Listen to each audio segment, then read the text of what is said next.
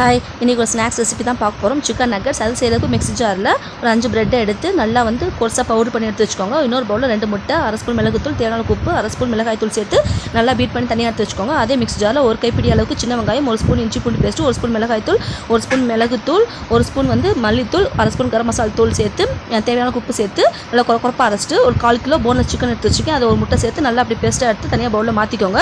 இதில் ஒரு 3 ஸ்பூன் அளவுக்கு நம்ம ஏற்கனவே ரெடி பண்ணி வச்சுக்க பிரெட் க்ரம்ஸை சேர்த்து நல்லா மிக்ஸ் பண்ணிக்கோங்க.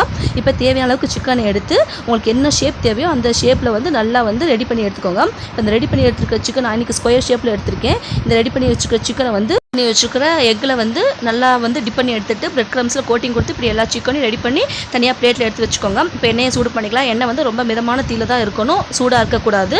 இந்த சிக்கன் போட்டதுக்கப்புறம் லோ ஃப்ளேமில் வச்சு திருப்பி போட்டு எடுத்துக்கோங்க. பிரெட் க்ரம்ஸ் சேர்த்ததுனால சீக்கிரம் கழிஞ்சு போன மாதிரி ஆயிடும். திருப்பி எடுத்துகிட்டு கொஞ்சம் கோல்டன் ப்ரௌன் கலரில் வந்ததுக்கப்புறம் தனியாக எடுத்து சர்வ் பண்ணிங்கன்னா சூப்பரான ஒரு சிக்கன் நக்கட்ஸ் ரெடி ஆயிரும். இது பிடிச்சிருந்துச்சா மறக்காமல் ஷேர் பண்ணுங்கள். இது குழந்தைகளுக்கு கொடுத்தா ரொம்ப விரும்பி சாப்பிடுவாங்க. நாளைக்கு இன்னொரு ரெசிபியோட சந்திக்கிறேன். டாடா.